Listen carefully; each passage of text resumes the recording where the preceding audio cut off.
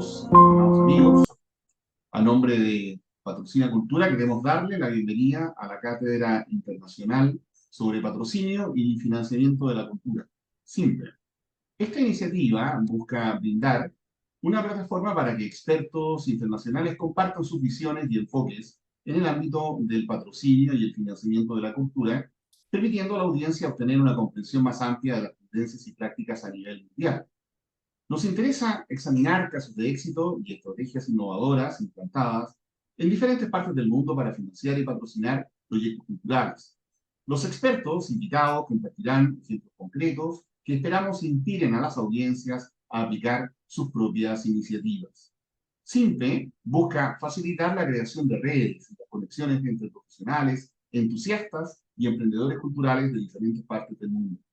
Este seminario que estamos inaugurando ofrecerá la oportunidad también de conectarse con personas que comparten intereses y objetivos similares.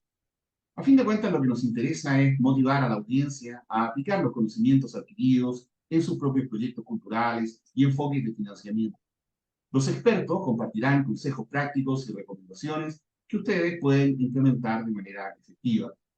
Al transmitir este seminario a través de las redes sociales, nuestro objetivo es alcanzar a una audiencia lo más amplia posible, ampliando así la difusión de información valiosa sobre el patrocinio y el financiamiento de la cultura a un público diverso y en todo el mundo.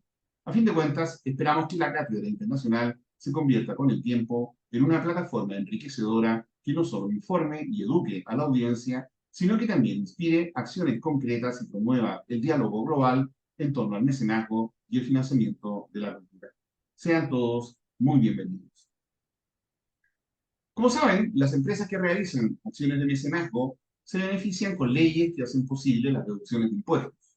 En América Latina, varios países han ido constituyendo regímenes legales favorables al mecenazgo y al patrocinio empresarial de la cultura, a partir de una legislación sobre donaciones modales adscritas a beneficios tributarios.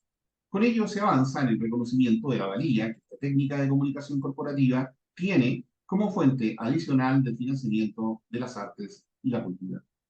Aunque uno de los elementos claves para garantizar la fortaleza, la perdurabilidad y la eficacia de la institución del mecenazgo sea contar con un marco jurídico adecuado, cada sociedad ha ido generando su propio espacio para estimular la participación del sector privado en programas que tienen como objeto actividades de contenido social, como la educación, la ecología, el deporte y, por cierto, la cultura. En nuestro continente, las experiencias son variadas, complejas y tienen una trayectoria histórica bastante extensa. No son pocos los países entonces que han ido desarrollando regímenes legales favorables para el mecenazgo y el patrocinio empresarial. Uno de ellos es, por cierto, Argentina. Argentina, donde el apoyo privado a la cultura tiene muchos años de tradición, es un país que destaca por su rica tradición y variada colección de expresiones culturales y artísticas, aunque, hay que reconocer, ha debido convivir siempre con la fuerte presencia del financiamiento público que entrega al Estado un rol preponderante al respecto. Probablemente por este tema contamos con la inigualable presencia de mi querido colega Juan Manuel Beati, probablemente unos argentinos en el tema. Beati es abogado y trabajó desde 1997 como asesor legal de diversos organismos del área cultural del gobierno de la ciudad de Buenos Aires. Ejerció las direcciones administrativas del Instituto Proteatro, del Instituto de Música y del régimen de reconocimiento de la actividad literaria. Ha trabajado como asesor legal de diversos organismos del área cultural del gobierno de la ciudad de Buenos Aires. Dirigió, coordinó y organizó desde sus inicios programas de fomento para la actividad cultural. Ejerció las direcciones administrativas del Instituto Proteatro, del Instituto Va Música y del régimen de reconocimiento de la actividad literaria. Ha organizado también numerosos proyectos espaciales, espacios culturales y dirigió el régimen de promoción cultural de mecenazgo y patrocinio en la ciudad que acabamos de mencionar, siendo su director general hasta finales del año 2021. En la actualidad es creador, productor general del programa Folclore en Casa, que sale por el canal de la ciudad porteña y acaba de publicar el libro Mecenazgo hacia una ley nacional, editado por Eudeva. Juan Manuel, muchísimas gracias por tu participación y muy bienvenido a esta jornada. Hola, Cristian. Bueno, no, muchas gracias a vos y estoy muy honrado de que me hayas llamado para colaborar con este trabajo que estás haciendo, que es tan importante para la promoción de la cultura en toda Latinoamérica. Muchísimas gracias, Juan Manuel.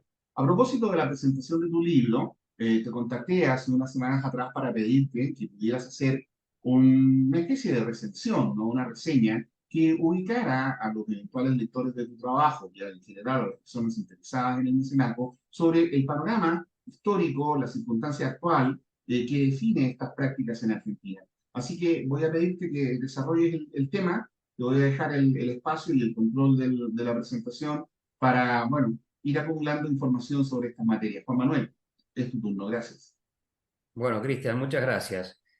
Bueno, el mecenazgo, como vos bien señalaste en la introducción, es un método de financiamiento de la cultura y de las artes, que es difícil encontrar el inicio de este método de financiamiento, porque uno podría imaginarse que ese método se debe haber generado cuando en el inicio de la actividad cultural, cuando las sociedades todavía se organizaban en tribus o en clanes, en algún momento se debe haber identificado a determinadas personas, artesanas, artistas visuales o artistas de otro tipo, músicos probablemente, que tenían la capacidad de generar valor simbólico para una comunidad.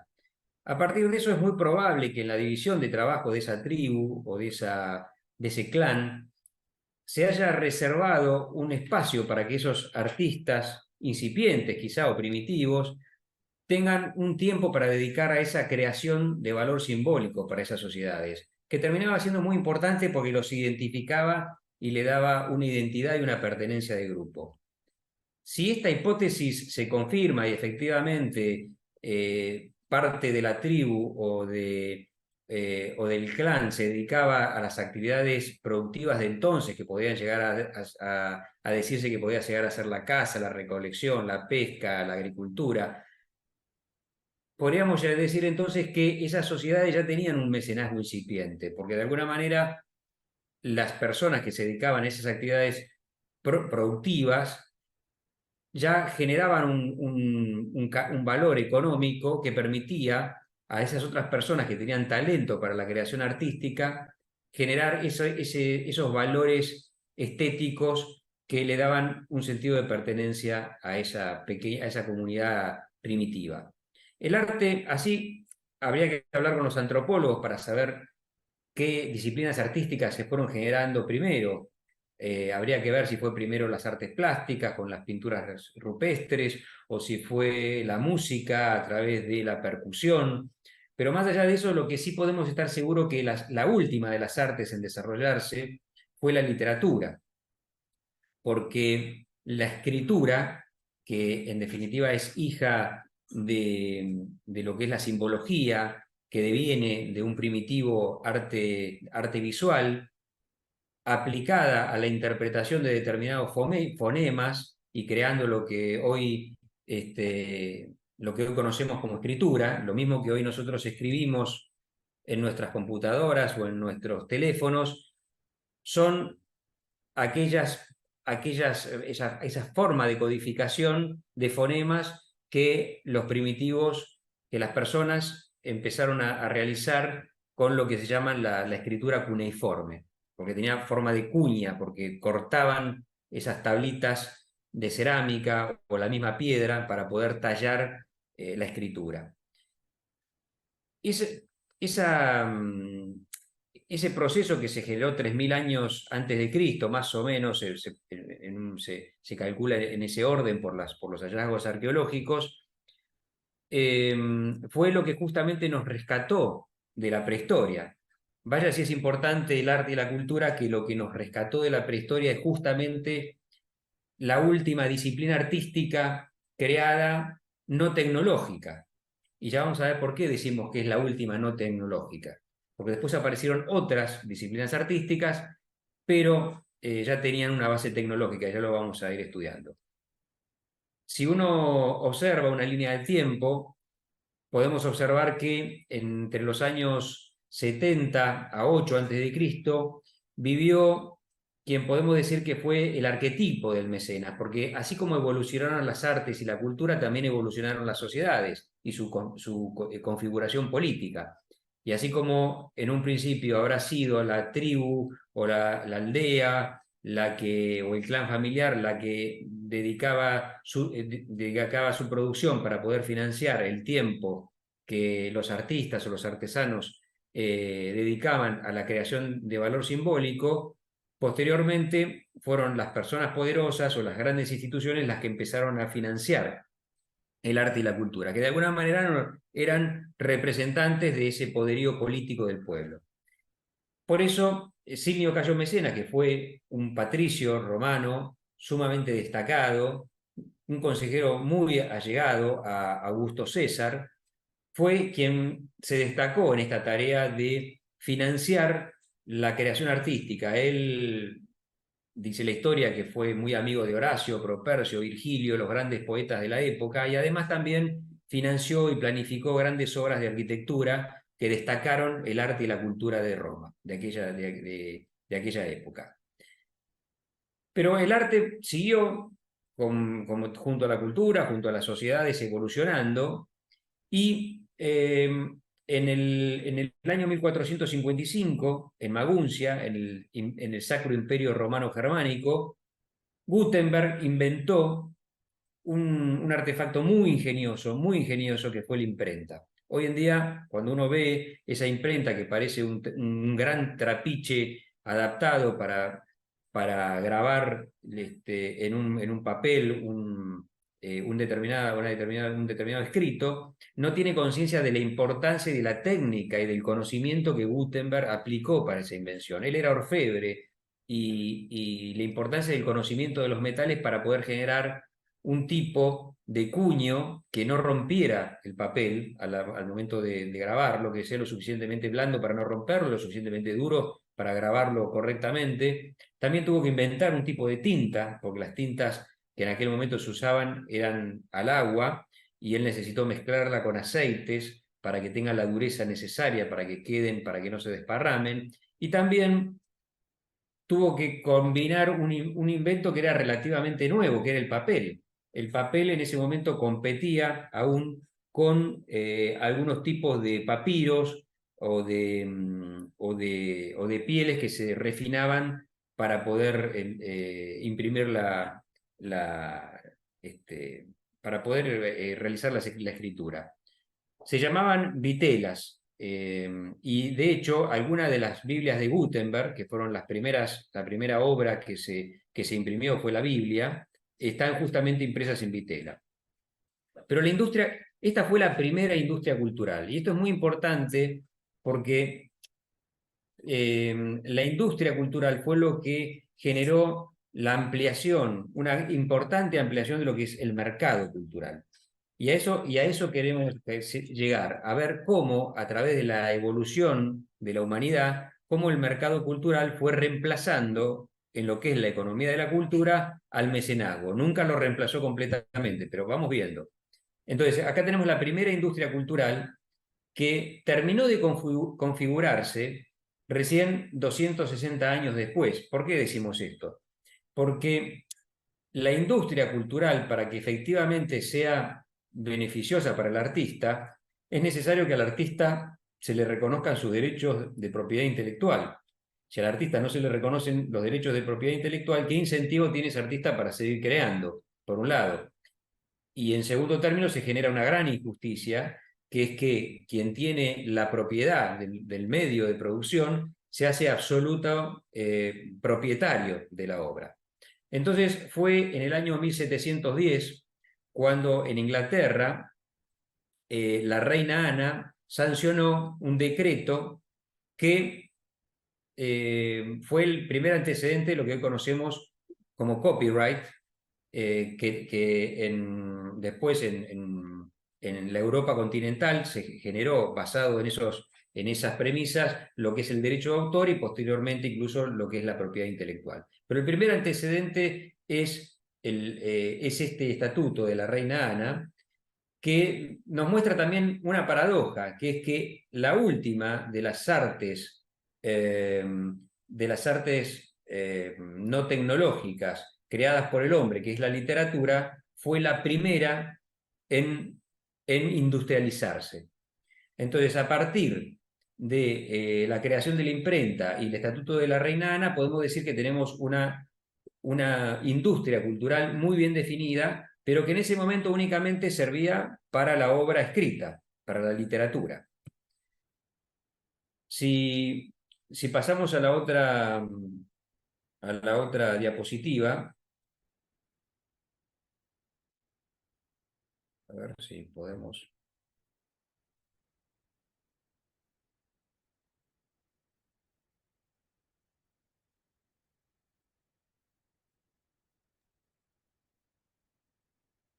Bueno, mientras tú conectas la diapositiva, yo les comento, Esta parte después la editás, por supuesto. no, no te preocupes, le comento a los auditores que estamos en la versión inicial, inaugural, de nuestra Cátedra Internacional de Mecenazgo, Patrocinio y Sponsorización. Y en este caso, la clase la está dictando el profesor Juan Manuel Beat. Bueno, Ahí está ya. continuamos. Continuamos.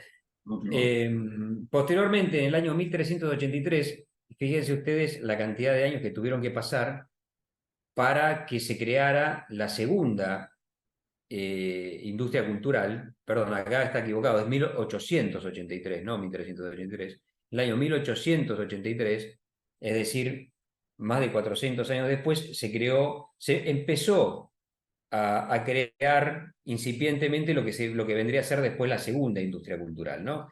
Ahí Luis Daguerre creó lo que se llamó el daguerrotipo, que fue la primera forma de fotografía. No era exactamente una fotografía por el tipo de registro que llevaba, que tenía una lámina de plata, etcétera, pero fue la precursora de la fotografía. Posteriormente, mientras esto evolucionaba hacia las modernas formas de fotografía, en 1890, Emile Berliner, en Estados Unidos, creó los cilindros rotativos que tenían la posibilidad de grabar sonidos, y con una púa podía tomar esos sonidos a través de la vibración y transmitirlo a través de un parlante rudimentario, por supuesto, que era como una especie de corneta. Esto fue evolucionando después a lo que es el disco, y de ahí vino después toda la industria del disco. Es decir, la industria cultural se genera a partir del momento en que la tecnología logra pegar una creación cultural a un soporte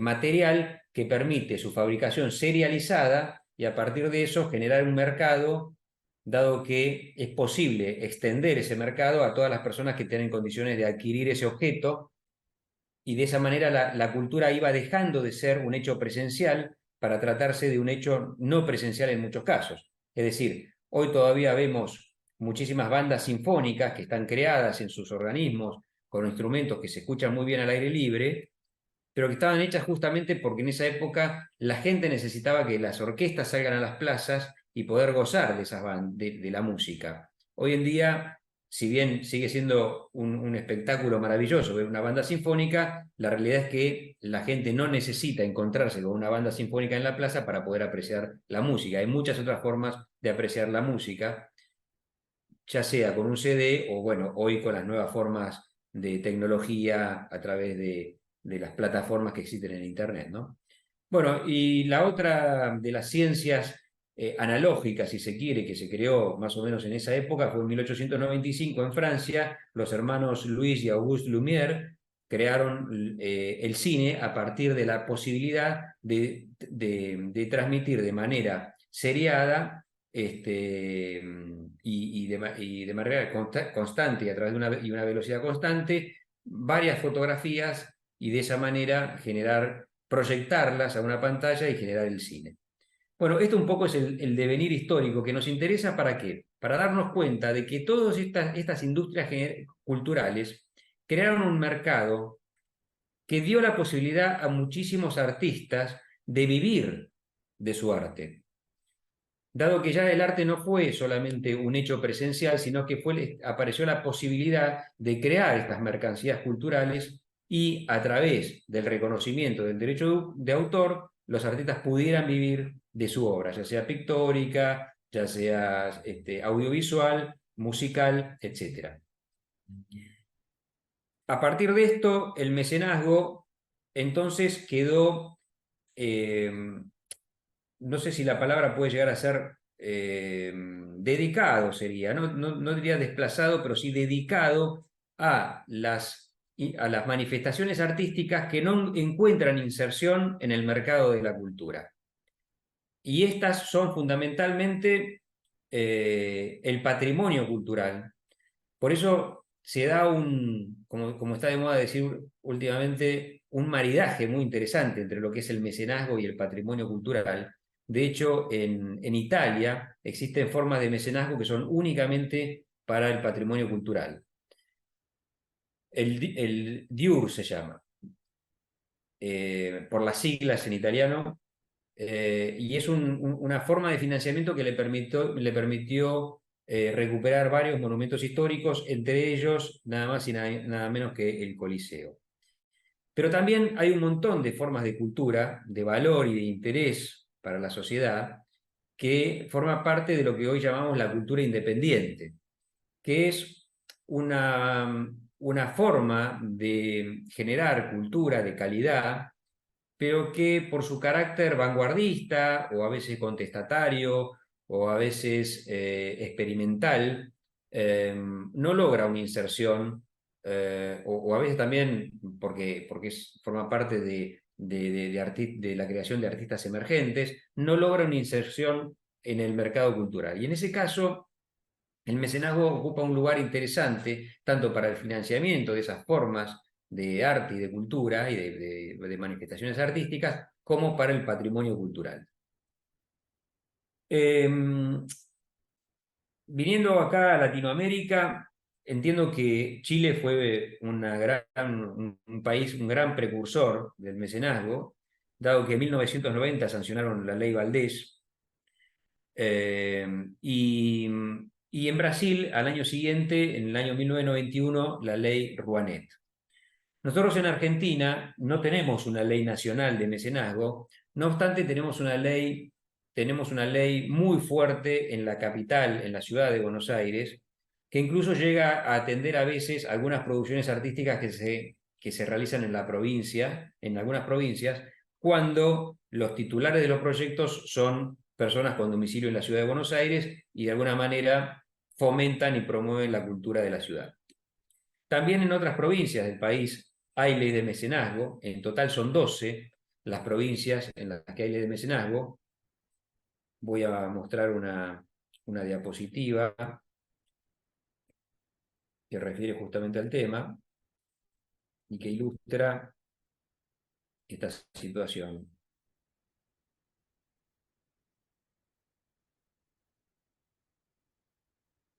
Bueno.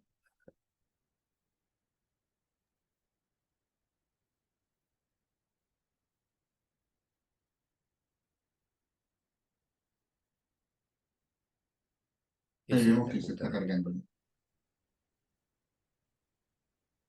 Bueno, Ahí está. en la Argentina hay 24 jurisdicciones locales, de las cuales 23 son provincias y una es la Ciudad Autónoma de Buenos Aires. Es decir, que de esas 24 jurisdicciones locales, 12 tienen ley de mecenazgo. Pero solo 4 lograron instrumentarla, aplicarla. Y esto se debe a algunos problemas de técnica legislativa que más adelante podemos tocar. Pero bueno, las provincias que se destacan por el hecho de tener leyes de mecenazgo activa en este momento son La Rioja, del año 1998, Chaco, del año 2004, la Ciudad Autónoma de Buenos Aires, desde el año 2006, y después modificó su ley fuertemente en el año 2018, pero básicamente conserva la matriz, y San Juan en el año 2020. Muy reciente, este año tuvieron la primera experiencia y aparentemente fue exitosa. Así que esta es la situación en Argentina, pero lo que yo quería comentar es que justamente la ley de la Ciudad de Buenos Aires de alguna manera recogió mucha experiencia de tanto de la ley chilena como de la ley brasileña. Y en ese sentido, cuando uno proyecta una ley de mecenazgo, lo primero, hay algunas decisiones que hay que tomar eh, previas a esa proyección, y una de ellas es justamente lo que desarrolla esta diapositiva, que es si el mecenazgo, si va a ser un mecenazgo cultural con ley autónoma, o si va a ser un mecenazgo para la filantropía en general, como extensión de una ley tributaria.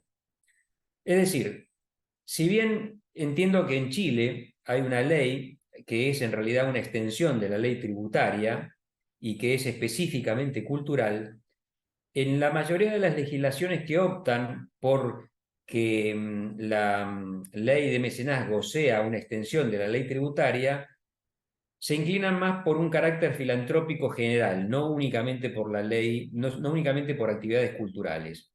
Y esto es porque, en general, cuando estas leyes son aplicadas desde una ley tributaria, lo que se hace es generar un registro de entidades que tienen la capacidad de ser beneficiarias de la ley de mecenazgo.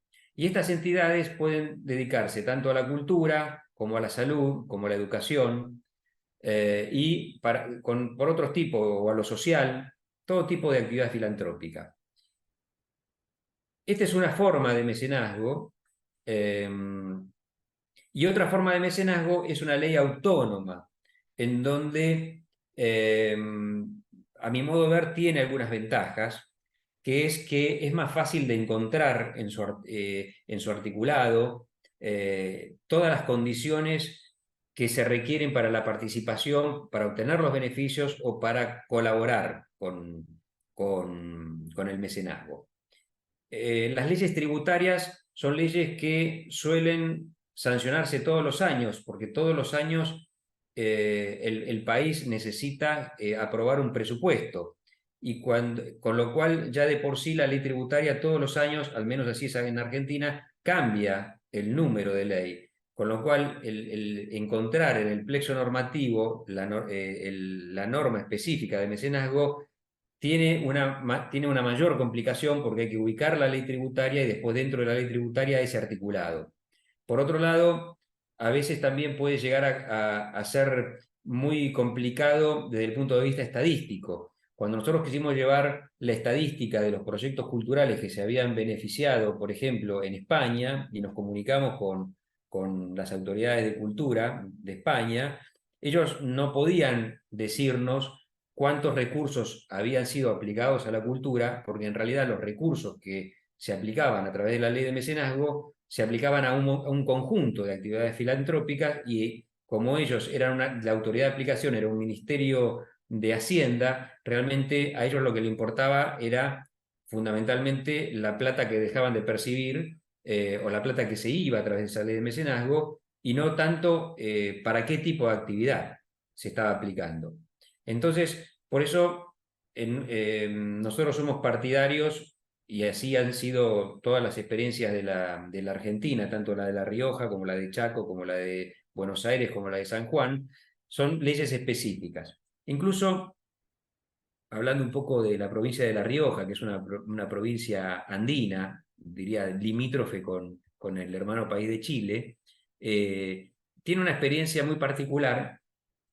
Desde el punto de vista de la técnica legislativa, yo lo he criticado en mi libro, más allá de que valoro muchísimo que hayan sido precursores en Argentina en la ley de mecenazgo, pero ellos en la ley de mecenazgo ponen incluso el importe que o sea, tienen una ley de mecenazgo para cada disciplina artística. Es decir, tienen una ley de mecenazgo para el cine, una ley de mecenazgo para el libro, una ley de mecenazgo para el patrimonio cultural, una ley, bueno, son como 5 o 6 leyes de mecenazgo, y además cometen el error legislativo de consignar en la ley los montos que se pueden aplicar. Y en Argentina nosotros tenemos un tema un tanto crónico de inflación. En algunos años lo logramos controlarla y en otros años se nos complica bastante más. Y poner montos en una ley genera y obliga a las legislaturas a sancionar leyes, nuevas leyes todos los años, para que esos montos no terminen siendo irrisorios de un año o 2 años, a un año o 2 años vista. Con lo cual, bueno, desde el punto de vista de la técnica, ahí hay una falla, pero sí hay que reconocerle el esfuerzo y que desde 1998, la provincia de La Rioja, ya digo, pionera en Argentina, tiene una forma de mecenazgo. Bueno, entre las legislaciones que hemos consultado y que tienen ley autónoma está Francia, Italia, Brasil y las provincias argentinas, y de las que hemos podido estudiar someramente, porque más allá de que nos tratamos de aplicar muchas veces, acceder a las legislaciones y a las prácticas posteriormente de aplicación de esas legislaciones en otros países suele ser muy difícil, a menos que uno se tome el trabajo y el costo de viajar a ese país y tomarse ese tiempo y también en el otro país encontrar una receptividad suficiente como para abrirle todos los libros y que uno pueda entender acabadamente la forma de mecenazgo de cada país. Pero al menos ese dato tenemos y bueno, lo queríamos expresar como algo importante a tener en cuenta. Otra cosa importante a tener en cuenta al momento antes de escribir una ley de mecenazgo, es lo que tratamos de desarrollar en esta otra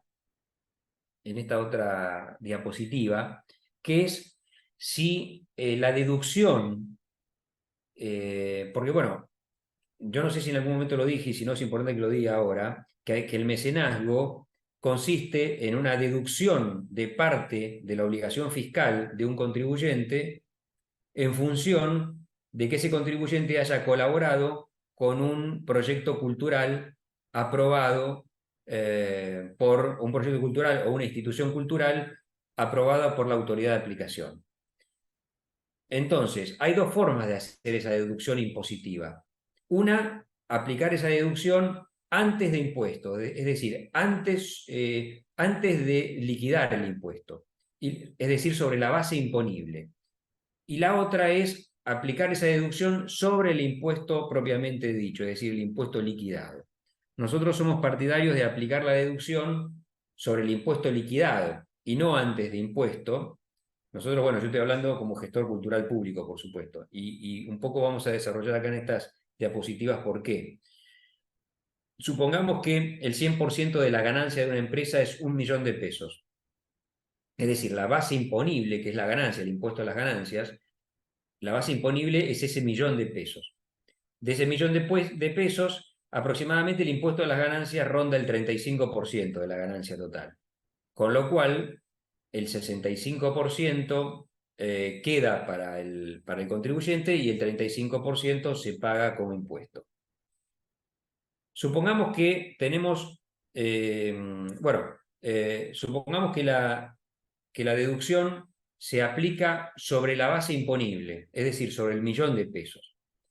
Es decir, que si aplicamos un 35% a ese 1.000.000 de pesos, nos queda que la base imponible ya no va a ser 1.000.000 de pesos, sino que van a ser 965.000 pesos. Es decir, entonces, que el 65% ya no va a ser 650.000, sino 627.000, y el 35% va a ser 337.750, y no 350.000 como era antes.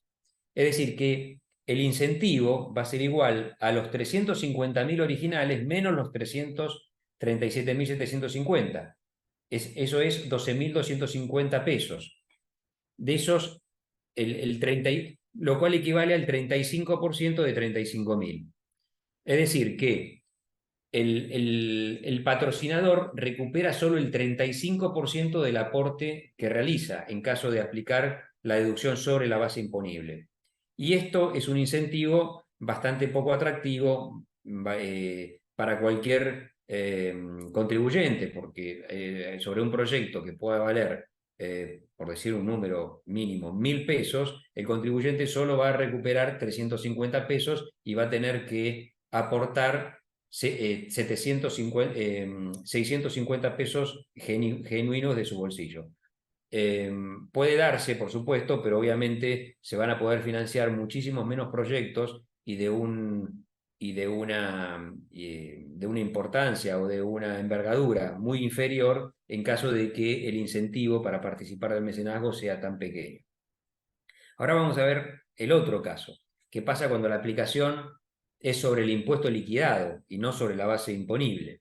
Bueno, en ese caso, supongamos de vuelta que el 100% de las ganancias es 1.000.000 de pesos, y entonces tenemos 650.000 pesos que retiene el contribuyente cuando liquida los impuestos, y y el 35% tiene que pagar de impuestos. Si se aplica ese incentivo sobre los 350.000 pesos, ahí el resultado es que el impacto directo sobre el impuesto permite regular la deducción máxima del 100%. Es decir, quien tenía que pagar 350.000 pesos ahora tiene que pagar 314.000 pesos por haber aportado 35.000 pesos al proyecto cultural. Ese es en el caso que puede deducir el 100% del aporte. Obviamente que nosotros no recomendamos que pueda deducir el 100% del aporte, porque en ese caso el aporte de la empresa sería ficticio, estaría recuperando el 100% y todo el esfuerzo quedaría sobre los hombros del Estado. Pero sí es posible, cuando uno aplica la deducción sobre el impuesto liquidado, regular ese 100% y a través de una cláusula de la ley en donde diga que el contribuyente puede deducir de lo que aportó únicamente el 70%, el 80%, el 60%, bueno, se puede regular de una manera mucho más dirigible y mucho más prudente, teniendo en cuenta el costo-beneficio y el resultado de la política, cuánto efectivamente puede deducir el contribuyente, y de esa manera hacer una experiencia de mecenazgo mucho más atractiva para el contribuyente. Bueno, estas son las dos cosas que creo que son importantes que un legislador se plantee antes de empezar a escribir una ley de mecenazgo. La primera es, como decíamos antes, si se va a tratar de una ley autónoma o si va a ser un artículo o un anexo dentro de lo que es la ley tributaria, o esta otra, si la deducción de la contribución que se haga en el mecenazgo se va a realizar sobre el impuesto liquidado o sobre la base imponible. Perdón, sí, tal cual, sobre el impuesto liquidado o sobre la base imponible. Obviamente, como decíamos, nosotros entendemos que es mejor este tema de la base, de hacerlo sobre el impuesto liquidado. Después hay algo muy importante que hay que tener en cuenta, que es y que esto lo aprendimos fundamentalmente bueno, tanto de Brasil como de Chile, pero más que nada sobre la experiencia de Brasil, que leíamos muchos artículos que de alguna manera eh, generaban muchas críticas, más allá de que la ley brasileña es sumamente importante y está muy divulgada y muchos obtienen el beneficio, ha tenido algunos problemas. Y esto tiene que ver con la racionalidad en la evaluación de los proyectos. La racionalidad en la evaluación de los proyectos tiene dos aristas que las vamos a analizar en dos diapositivas distintas. La primera es esta, que es que en lo que es el derecho administrativo existen dos criterios distintos, que son arbitrariedad o discrecionalidad. Es decir, la evaluación y la selección de los proyectos para ser beneficiados a través del mecenazgo siempre caen en cabeza de un organismo, de un órgano de evaluación de proyectos. Y ese órgano tiene que decidir, y en toda decisión hay un grado de subjetividad o un grado de decisión discrecional. Pero lo importante para que una decisión sea discrecional y no sea arbitraria es que esa decisión esté bien argumentada. Es decir, los órganos de evaluación de proyectos tienen que argumentar por qué un proyecto es beneficiado o es rechazado. Desde ya que la argumentación sobre el proyecto beneficiado no necesita que sea demasiado profusa, porque yo nunca vi a un titular de proyecto que se haya quejado porque le aprobaron el proyecto. Pero sí he visto titulares de proyectos que no siempre se han quejado, pero sí quisieran saber para poder mejorar su performance y poder mejorar la forma de hacer el proyecto para poder aplicar en otro año. En ese caso, la devolución es importante. Y para eso, para que una decisión sea discrecional y no sea arbitraria, tiene que estar muy bien explicado. Eso hace a la racionalidad de la evaluación de los proyectos. Y después que haya se establezca una determinada, los criterios de evaluación, que también sirve para fundar esos proyectos, porque si los proyectos, digamos, no condicen con determinados criterios de evaluación fundamentales, eh, digamos que ya es la razón, la forma de explicar la razón por la cual se rechaza un proyecto es justamente que determinado criterio está absolutamente desconocido en determinado proyecto cultural. Pero hay dos criterios que son fundamentales, que tienen que estar siempre, más allá de los que después cada autoridad, en función a la política cultural que quiera darse, quiera sumar. Pero hay dos que son fundamentales, que es, uno, un aspecto cualitativo, es decir, que sea destacable desde la técnica artística, es decir, ya sea, cuando hablo de técnica artística, no hablo únicamente de la calidad del producto obtenido, porque muchas veces puede llegar a tratarse de una experiencia artística con niños que recién empiezan, sino que en el caso que se trate de eso, sino que la experiencia artística que estén haciendo esos niños esté en cabeza de personas que efectivamente demuestran idoneidad para llevar adelante ese proyecto. Y después hay un aspecto ético o político, no en el sentido agonal de la palabra política, sino en el aspecto constructivo, que directa o indirectamente genere un impacto positivo en la sociedad. Esto también es importante, porque el mecenazgo, si bien se nutre en gran parte del esfuerzo de los contribuyentes, es justo entonces que de alguna manera esos proyectos tiendan al menos a generar algún beneficio social y algún tipo de impacto. Cuanto más se cumpla con ese aspecto y con ese criterio de evaluación, más posibilidades debería tener un proyecto de ser aprobado. Esto es un aspecto de lo que hace a la racionalidad de la evaluación de los proyectos. Pero hay otro aspecto que se relaciona un poco con esto, que tiene que ver con cuán nutrido se encuentra el órgano de evaluación de proyectos. Cuando nosotros estudiamos las distintas legislaciones, ahí pudimos apreciar que en el caso de Brasil, el órgano de evaluación de proyectos tiene 13 miembros, el de Chile tenía 8 miembros, al menos cuando nos informaron en el año 2016, perdón, 18 que hicimos esta investigación. La ciudad de Buenos Aires había aprendido de aquellos problemas que habían tenido tanto Brasil como Chile e hizo un organismo de evaluación de proyectos sumamente nutrido, que es de nada más ni nada menos que de 42 miembros. Y ahora voy a explicar por qué tantos. En primer lugar, vamos a ir viendo cada una de las experiencias. En el caso de Brasil, tenemos que 5 son representantes del Poder Ejecutivo, uno es representante de la Secretaría de Cultura, y tienen un representante de las empresas. Y los otros 6 son ONGs culturales. Después, en el caso de Chile, tenemos 2 por el Poder Ejecutivo, 2 por el Poder Legislativo, un premio artístico, 1 por las empresas y 2 por ONGs culturales.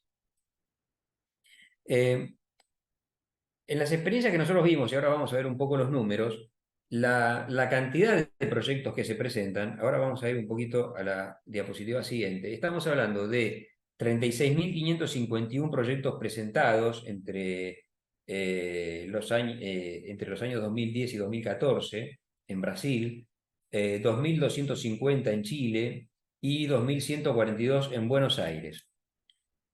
Imaginémonos si un organismo compuesto por 13 miembros o por 8 miembros tiene la capacidad de evaluar esta cantidad de proyectos. es imposible. Y además, fijémonos que en ningún lado habla del grado de idoneidad en cada una de las disciplinas, porque las disciplinas culturales, al menos las que nosotros evaluamos en la ciudad de Buenos Aires, son 12. Tenemos música clásica, música popular, patrimonio cultural, artes visuales, artes audiovisuales, circo, pantomima y afines, artesanías. Bueno, en total son 12. Y por eso son 42 los miembros, porque en lo que llamamos el Consejo de Promoción Cultural estaba integrado por 2 representantes del Poder Ejecutivo, perdón, 3 representantes del Poder Ejecutivo, acá está equivocado, 3 representantes del Poder Legislativo y 3 personas idóneas por cada una de las disciplinas, lo cual 12 disciplinas por 3 son 36. Los 6 primeros, o sea, los 3 representantes del Ejecutivo y los 3 del Legislativo, se llaman consejeros permanentes porque evalúan todos los proyectos, o sea, tienen las facultades de evaluar y opinar en todos los proyectos, mientras que los otros pueden evaluar los proyectos de sus respectivas disciplinas. Con todo eso se conforma una mayoría y se evalúa cada uno de los proyectos. En el caso, nosotros en el proyecto de ley para la Argentina habíamos planteado un esquema de 54 miembros para las 24 provincias. Eh, bueno, haciendo un esquema similar al de la ciudad de Buenos Aires, pero bueno, esto más, no me quiero ir por las ramas contando en qué consistía un proyecto que todavía no es ley, con lo cual el libro al que vos haces referencia, Cristian, cuando me presentaste y que escribí, justamente se basa en el análisis pormenorizado de este proyecto de ley y que explica por qué cada una de estas, elegimos cada una de estas medidas, ¿no? Pero volvamos un poquito a esta diapositiva y veamos cómo se da esta situación, porque ustedes fíjense que lo que nosotros presumíamos que podía estar pasando efectivamente pasaba, porque de 36.551 proyectos solo se rechazaba una pequeña proporción, a tal punto que proyectos aprobados eran 34.317 proyectos. Y después, efectivamente financiados eran menos de la mitad, 17.125. Fíjense lo que, según nos informaron, yo no pude viajar a Chile para conocer exactamente la experiencia, pero al menos por teléfono nos refirieron que los proyectos presentados fueron 2.250, estamos hablando año entre 2010 y 2014, y que todos los proyectos habían sido aprobados, al menos todos los que habían cumplido con los requisitos legales. No había habido, y obviamente con 8 evaluadores únicamente es imposible dar razón de los rechazos de los proyectos, con lo cual, cuando un órgano de evaluación de proyecto no se encuentra lo suficientemente nutrido, y esta es la conclusión a la que nosotros llegamos, la autoridad de aplicación se encuentra prácticamente obligada a aprobar todos o casi todos los proyectos.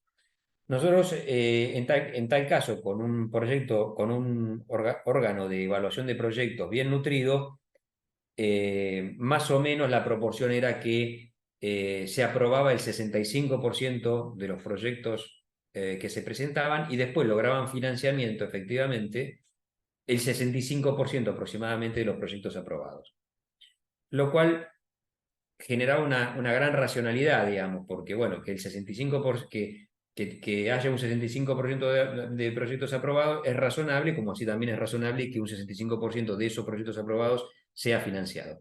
De la otra manera, la proporción de proyectos financiados sobre los aprobados sí, es muy pequeña, es bastante menos de un tercio, y genera esto también una situación para lo que es el artista o el gestor cultural un tanto frustrante, porque es muy baja la proporción de proyectos que efectivamente después tienen la posibilidad de financiarse.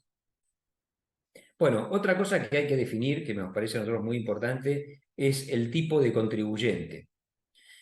Es decir, la experiencia que nosotros tenemos en la ciudad de Buenos Aires, en la ciudad de Buenos Aires pueden colaborar tanto personas humanas como personas jurídicas en el financiamiento de los proyectos culturales. La verdad es que yo por el momento, en general se presentan proyectos de relevancia en la ciudad, suelen ser de gran envergadura, y la verdad es que no tengo conocimiento de ningún proyecto que se haya financiado con el aporte de las personas humanas.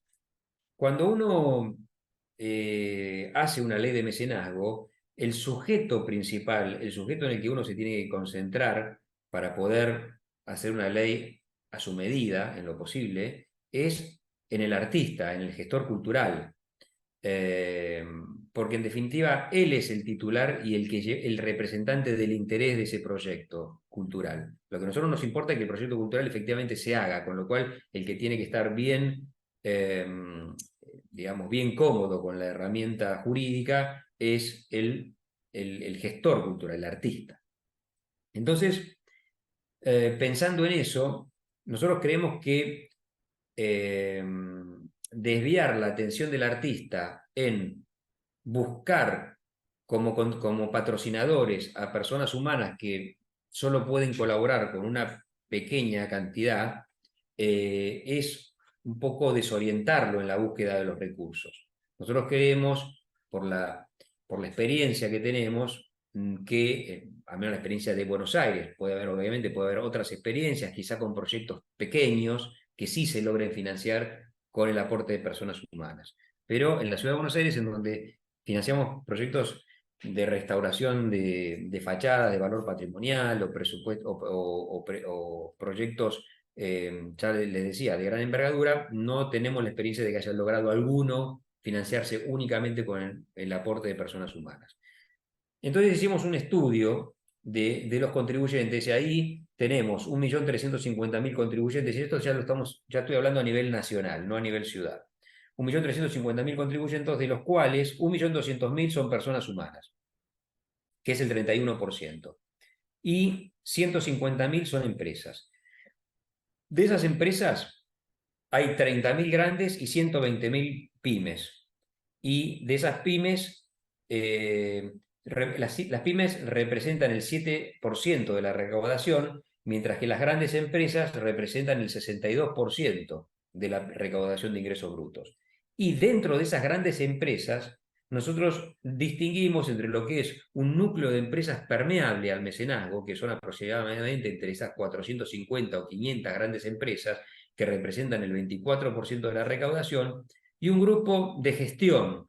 ¿Por qué le llamamos de gestión? Y porque hay que ir a buscarlas para interesarlas en el mecenazgo, porque son empresas que, si bien son grandes, no necesariamente les interesa la publicidad y el patrocinio, porque quizá se dedican a atender o a proveer un determinado nicho que se maneja por relaciones empresariales y no requieren de gran publicidad, con lo cual no están esperando la herramienta del mecenazgo para sumarse. Mientras que sí hay un grupo de grandes empresas que permanentemente están tratando de mejorar su imagen y de competir en el mercado, que son aproximadamente 500 grandes empresas.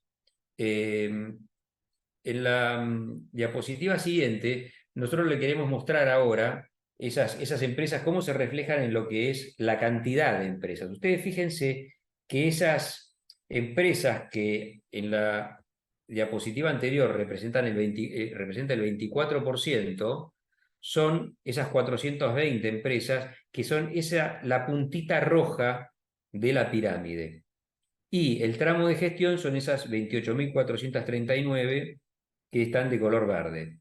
Después vienen las otras empresas. Estas son la cantidad de empresas. Ahora ustedes fíjense en esa cantidad de empresas, cómo se refleja en la capacidad contributiva. Y ahí vemos en la diapositiva siguiente cómo esa puntita roja de grandes empresas, de 450 grandes empresas, representan ese tramo permeable del 24%, que ese 24% cómo se refleja en la pirámide contributiva. Y cómo las personas humanas que estaban en azul pasan a ser una base bastante más aplastada de lo que estaba antes, que representaba una proporción mucho más alta. Bueno, todo esto nos lleva a pensar que la manera de orientar mejor a ese gestor cultural, a ese artista que sale a buscar un patrocinador, es directamente orientarlo hacia las personas jurídicas, es decir, hacia las empresas ya sean pequeñas, medianas o grandes. Obviamente, si me piden un consejo, le voy a decir que trate de ir a la empresa más grande, pero ya digo, en el caso de las personas humanas, en ocasiones yo soy partidario de no despistar a los beneficiarios del mecenazgo, permitiendo la participación de las personas humanas como contribuyentes. Después podemos hablar ahora de lo que es el tipo de beneficiario. El tipo de contribuyente es el que aporta parte de sus impuestos para el financiamiento del proyecto cultural, y el tipo de beneficiario es el que puede presentar el proyecto cultural o la institución que está inscripta en un listado de beneficiarios en determinado listado del Ministerio de Economía, y le permite gozar de este beneficio a través de la ley tributaria. Ahora veamos cómo los distintos modelos, nosotros nos basamos mucho en los países vecinos y hermanos, tanto en Brasil como en Chile, en el estudio. Por eso ponemos Brasil, Chile, Buenos Aires y bueno, lo que fue nuestro proyecto de ley de Argentina, que todavía lo estamos trabajando en el Congreso de la Nación. Y que le estamos dando un empujoncito más a través de este libro que Cristian tuvo la generosidad de mencionar en la presentación. Bueno, ahí en el caso de Brasil tiene como un sistema de doble puerta, en donde en el caso de donación, tanto las personas humanas como las personas jurídicas pueden contribuir, y en el caso de patrocinio, también tanto las personas humanas como las jurídicas, perdón, pueden ser beneficiarias, no contribuir, sino ser beneficiarias. La diferencia es que en el caso de la donación, las personas humanas pueden descontar el 80% del aporte que realizaron, eh, y en el caso y el 60% las personas jurídicas, mientras que en el caso del patrocinio, bueno, el otro tema, como decíamos, que habría que definir ya cuando uno está redactando un proyecto de ley de mecenazgo, es si qué tipo de beneficiarios vamos a tener. Es decir, así como antes hablamos de la posibilidad de tener contribuyentes, tanto personas jurídicas como personas físicas, también podemos tener beneficiarios, que pueden ser personas humanas o personas jurídicas. Bueno, perdón, nosotros decíamos en el Código Civil argentino, antes decíamos a las personas de carne y hueso le llamábamos personas físicas, y ahora le llamamos personas humanas. Cambió el código. Aclaro esta situación porque a veces me van a escuchar que se me chispotee la Persona palabra física. persona física, porque mi formación de abogado era cuando el código decía persona física, pero en realidad es persona humana. Entonces, eh, y acá podemos ver que en el caso de Brasil, admite tanto personas humanas como personas jurídicas como beneficiarios. En Chile también admite tanto personas humanas como personas jurídicas como beneficiarios. En Buenos Aires también. Y en Argentina, para la ley de Argentina, nosotros habíamos hecho una proyección de la cantidad de habitantes, aproximadamente un poco más de 3 millones de habitantes de la ciudad de Buenos Aires. Lo habíamos proyectado a los 45 millones de habitantes, 47 millones de habitantes que hoy tiene la Argentina, y nos daba un número de cantidad de proyectos que se iban a presentar, que era imposible sostener esta racionalidad al momento de evaluar los proyectos de la cual hablamos antes. Por eso nosotros dijimos que íbamos a aceptar únicamente proyectos de personas jurídicas, y de personas humanas únicamente cuando se dedicaban a proyectos de patrimonio cultural, que creo, si yo mal no recuerdo, que la legislación de Chile también es así, que admite proyectos de personas jurídicas y de personas humanas únicamente cuando se trata de proyectos de patrimonio cultural. Esto lo tomamos del modelo de Chile, porque nos pareció un acierto realmente. Porque si no, la cantidad de proyectos que iba a recibir la nación argentina para su evaluación iba a dar por resultado que iba a ser imposible tener una verdadera racionalidad a la hora de evaluarlo por la cantidad. porque aquí se da un doble juego. Hay dos formas de atentar contra esta racionalidad en la evaluación de proyectos. Una es tener un órgano de evaluación tan poco nutrido que se encuentre desbordado por una cantidad de proyectos, o la otra es que aún estando nutrido ese órgano de evaluación, se permite la presentación de tantos proyectos que aún así, siendo nutrido y todo, no sea capaz de digerirlos, por llamarlo de alguna manera. Y ese atracón produzca esta situación en donde se terminan aprobando casi todos los proyectos por esto que les comentaba antes. Eh, es mucho más fácil aprobar los proyectos que rechazarlos, porque el rechazo del proyecto obliga a una devolución y una explicación que obviamente nadie la pide cuando se trata de un proyecto aprobado. Pero bueno, seguimos un poco entonces con este tema del tipo de beneficiario. Y acá vemos también, de paso miramos un poco cómo es la deducción que admite la ley respecto de, el importe aportado en los proyectos. Por ejemplo, si una empresa en Brasil, antes que nada les quiero decir, donación y patrocinio, ¿cuál es la diferencia? Porque no hay que dar nada por sobreentendido.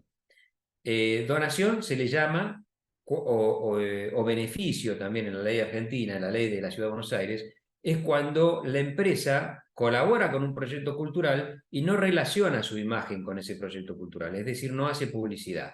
Con lo cual siempre el beneficio que obtiene cuando hace una donación es muy superior a cuando hace un patrocinio, porque ahí se combinan dos beneficios. Uno es la recuperación de parte del impuesto y el otro es la capacidad y la posibilidad de hacer publicidad. Entonces, decíamos que en Brasil, quien hace una donación a un proyecto cultural, si es de una persona humana, recupera el 80% del aporte. Y si es una persona jurídica, recupera el 60% del aporte.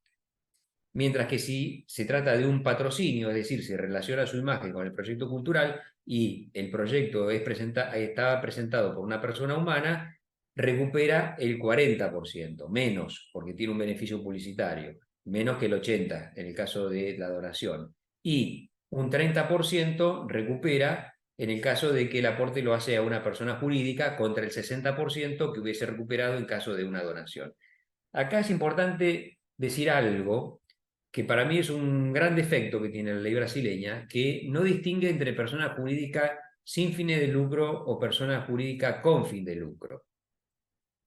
O sea, cuando la ley brasileña habla de los posibles beneficiarios, dice personas humanas y personas jurídicas en general. Con lo cual, no, una empresa puede presentar un proyecto cultural. Y esto es bastante, al menos nosotros no lo aceptamos, porque es bastante cuestionable, porque una empresa tiene fin de lucro, se supone que lo que hace forma parte de su giro comercial y su estrategia de comercio, y entonces si se trata de un proyecto cultural que en definitiva ya está financiado justamente por ese emprendimiento, no tiene sentido que se distraigan aportes de los contribuyentes en financiar lo que ya hubiese tenido financiamiento. Es decir, el mecenazgo, como decíamos antes, cuando decíamos que el mercado había, digamos, focalizado al mecenazgo en la actividad cultural que no tenía posibilidad de ingresar al mercado cultural, justamente nos referíamos a, a esa porción de proyectos culturales que no tiene la posibilidad de ser financiada.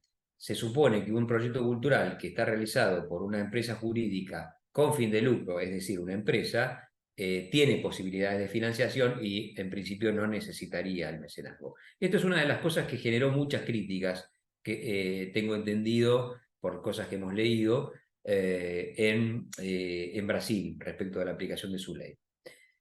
Después tenemos el caso de Chile, que en Chile no prevé la donación, sino un patrocinio del 50%. Es decir, la empresa quien colabora con un proyecto cultural, ya sea a persona jurídica o a persona humana que presenta un proyecto de patrimonio cultural, colabora, relaciona su imagen con el proyecto cultural, es decir, hace publicidad y recupera un 50% del aporte que realizó en el marco de la ley de mecenazgo chilena.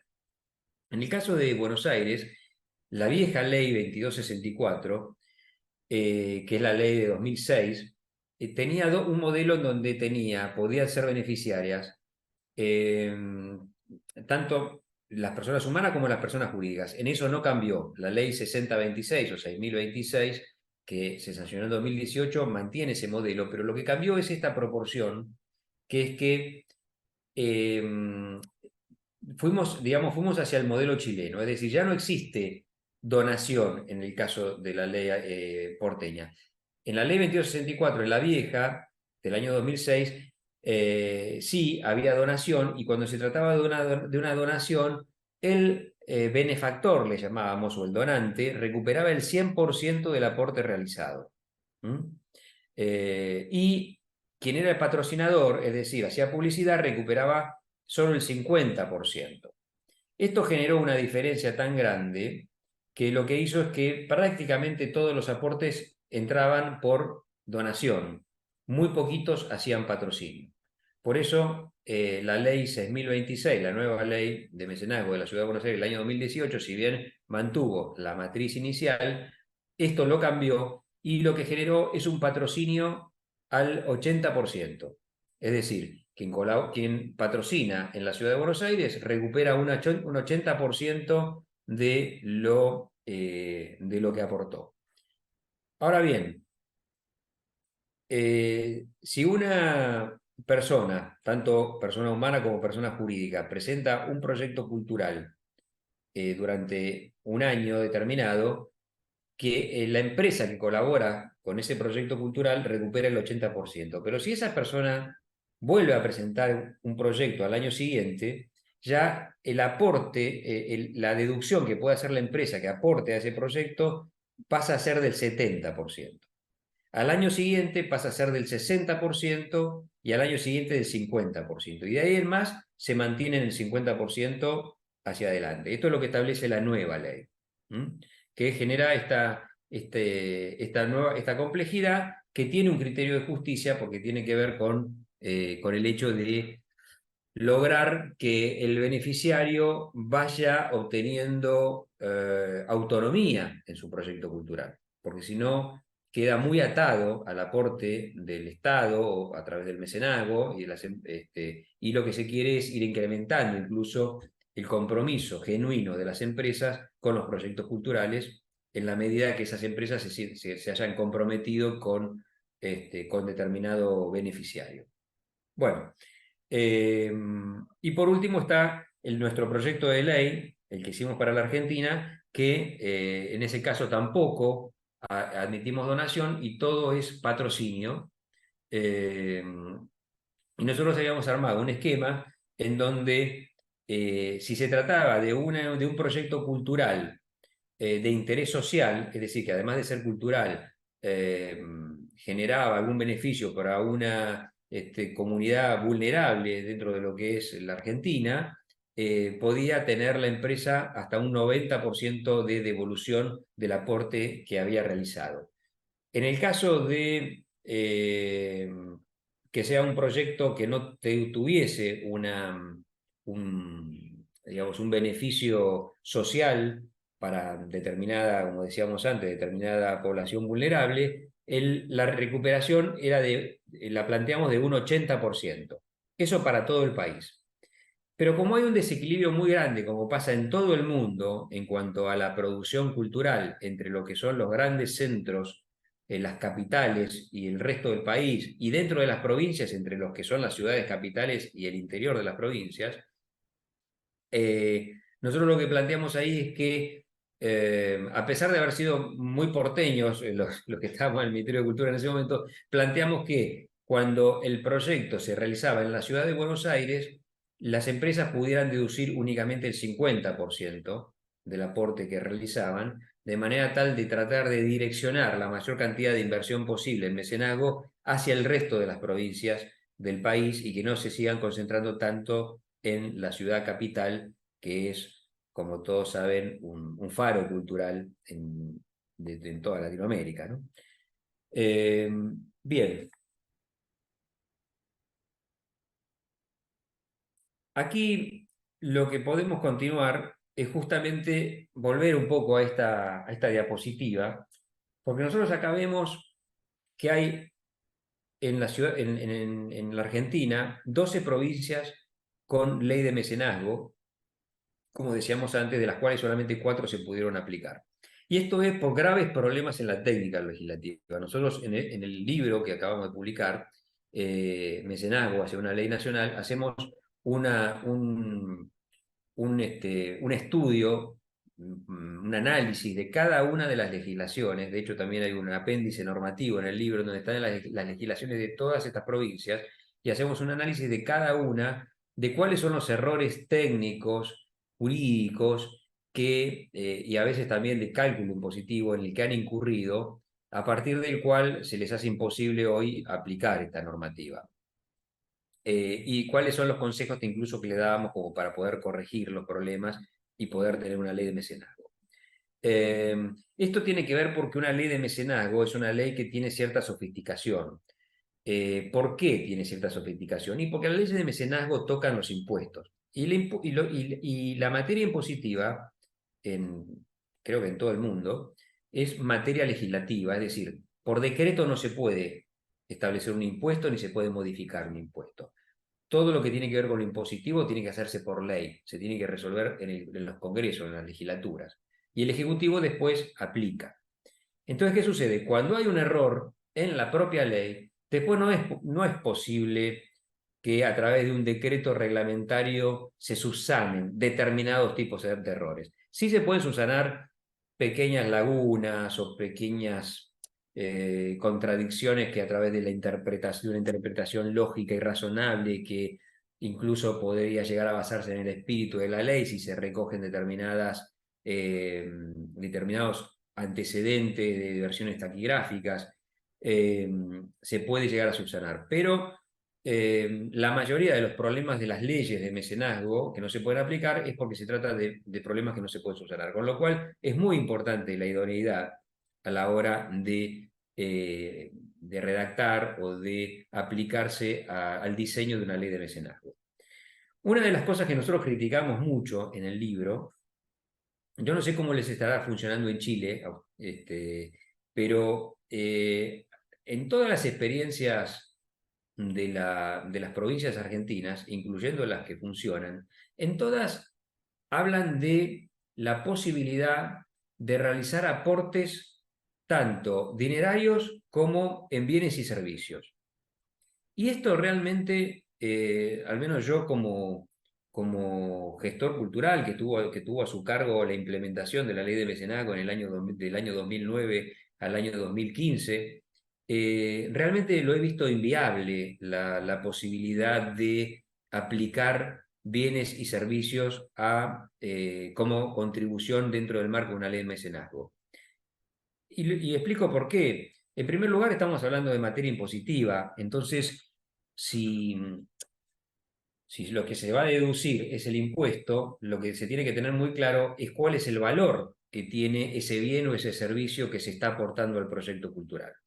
Y ahí se genera un gran problema. ¿Por qué? Porque si el valor del bien o del servicio que se está otorgando a través de la contribución es el valor de fabricación del bien, ahí hay un problema, porque ¿quién tiene el conocimiento como para saber, quién audita a una empresa para ver si efectivamente el valor de fabricación es ese que se está imputando y se está declarando a la hora de hacer el aporte? Y si es el valor de mercado, bueno, en definitiva lo está vendiendo, es decir, el contribuyente está haciendo un gran negocio. Está por un lado deduciendo impuestos y por otro lado está vendiendo su producción. Con lo cual también parece que ser inviable. Ahora vamos al caso en donde una persona, por ejemplo, dona un objeto de valor como podría llegar a ser un cuadro o una colección a un museo. ¿Cuál es el valor? ¿Quién dice cuál es el valor? O sea, ahí se genera un problema muy grande porque habría que tener un organismo que cotice ese valor y en muchas ocasiones, digamos, esa cotización posteriormente no cumple con las expectativas de quien hacía la donación. Yo he tenido una experiencia, traté de hacer una experiencia al respecto porque la ley lo preveía. Entonces, cuando vino una persona a hacer una donación de una colección de libros muy importante, lo mandé a cotizar al Banco Ciudad. Y el Banco Ciudad el Banco Ciudad de Buenos Aires lo cotizó, que tiene primero que el Banco Ciudad le cobró a quien quiso ser el contribuyente el costo del trabajo de cotización, con lo cual el contribuyente ya ahí tuvo un gasto. Y encima, cuando se lo cotizó a mucho menos de lo que él creía que valía su cotización, su colección. Con lo cual fue un gran problema. Yo la verdad que no conozco ninguna experiencia en donde esto funcione, por lo cual recomiendo todo el tiempo que los legisladores se saquen el vicio de incluir siempre en las leyes de mecenazgo la posibilidad de realizar aportes en bienes y servicios, cuando en definitiva después es algo que no se puede instrumentar. Bueno, como esto hay unas cuantas cosas que tienen que ver con la experiencia en el manejo de estas leyes que podríamos seguir conversando, pero Cristian, me parece que al momento de cerrar un poco esto para que no se haga tan extenso, podríamos dejar algunos otros conocimientos para otras charlas. Ahí está reactivando el audio. Sí, claro, por cierto, querido amigo. Eh, lo primero, bueno, muchas gracias. Me imagino que en la sección de comentarios, ¿no? En programas de YouTube, donde va a estar alojado el video, van a ir apareciendo preguntas y a la medida que sea pertinente y tengas una disposición de tiempo, te las voy a ir haciendo llegar para ir estableciendo el diálogo con los colegas, con las personas interesadas en esto. Una pregunta concreta y antes de cerrar una recomendación, ¿no? La pregunta concreta es si hay algún interesado en poder adquirir el libro que acabas de publicar. ¿Cómo lo hace? ¿Cómo consiguen el libro, Juan Manuel? En la página de Eudeva es la editorial universitaria de Buenos Aires, es la editorial que depende de la Universidad de Buenos Aires. Tiene una página en donde creo que está ahí a la vista el libro, pero si no en el buscador se pone mecenazgo, o mecenazgo hacia una ley nacional, que es el nombre completo, pero creo que con mecenazgo va a aparecer porque no hay libros de mecenazgo. Y ahí tiene un carrito en donde, haciendo clic en el carrito, creo que le cotiza el valor del libro más el envío, eh, y se lo envían a cualquier parte del mundo, tengo entendido. Ahora, eh, bueno, lo cual me parece que incluso para los costos del resto del mundo en este momento debe ser muy económico el libro, porque acá en Argentina está todo muy barato en estos días. Oye, eso, bueno, ahí hay algo en el comentario que se hace cargo también de la situación coyuntural que vive actualmente el país, ¿no? Eh, Quería en la recomendación preguntarte por eso, ¿qué recomiendas tú desde tu visión de experto, llevas varias décadas trabajando en el tema del mecenazgo, como perspectiva de futuro? ¿Qué podría ocurrir con el futuro del mecenazgo en Argentina? Más allá de lo legislativo, si es que ves que hay corrientes políticas que están interesadas en ello, si se está estudiando la materia en las universidades, si hay un ambiente dentro de los medios de comunicación que le den espacio a esto, ¿no? ¿Cómo le tomas el pulso ahí a esta materia? Yo creo que en algún momento, yo creo que a lo largo de la historia legislativa de la Argentina, creo que arrancando por el año 1992, hay aproximadamente presentados 40 iniciativas, 40 proyectos de ley de mecenazgo. Obviamente de esos 40 no son todos, no son, muchos son iguales, porque muchos son proyectos que, que caen, pierden el estado parlamentario y nuevos diputados vuelven a presentar el mismo proyecto, que son del mismo partido político o tienen algún conocimiento con la persona, con el legislador que se fue, con lo cual no es que haya 60 modelos distintos de proyecto de ley, pero sí hay muchos modelos, ¿no? De esos 60 habrá posiblemente 25 modelos distintos, ¿no? Eh, la ventaja que nosotros teníamos cuando hicimos la Dirección Nacional de Mecenazgo y presentamos en el año 2017 nuestro proyecto de ley, es que justamente toda esa experiencia de la Ciudad de Buenos Aires, que además contaba ya con la experiencia de Brasil, de Chile y de otras legislaciones que habíamos estudiado, ya estaban aplicadas en ese proyecto, con lo cual para nosotros era el mejor.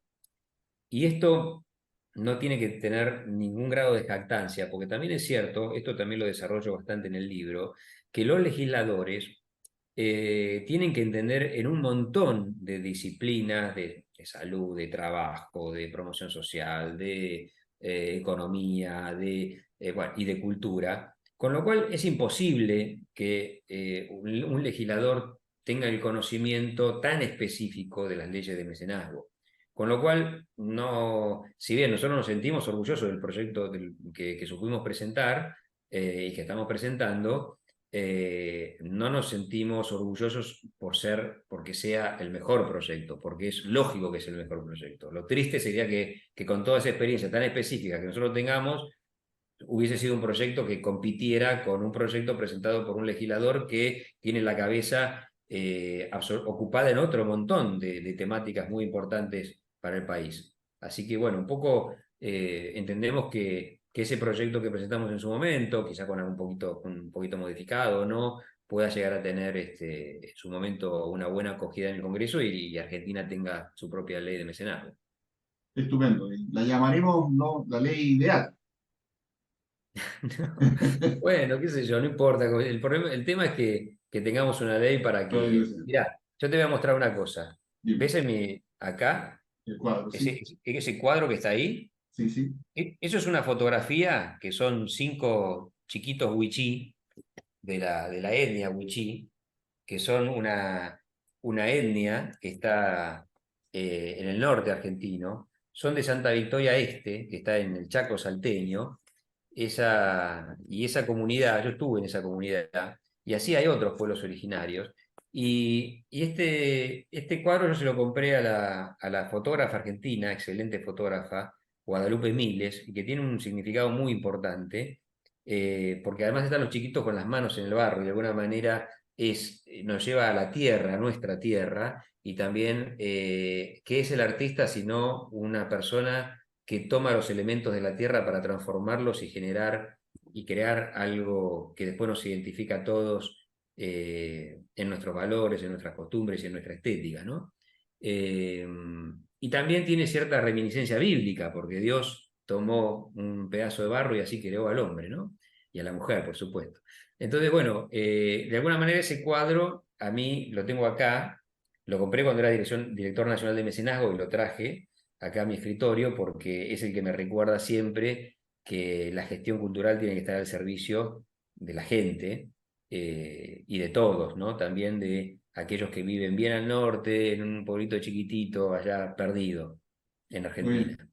Muchísimas gracias. Estupenda manera de cerrar nuestra primera cátedra, Juan Manuel, a nombre de Patrocinio Cultura. Queremos darte las gracias, estimado amigo, por participar con tu tiempo y con tu experiencia en esta versión inicial y laboral del CINTER.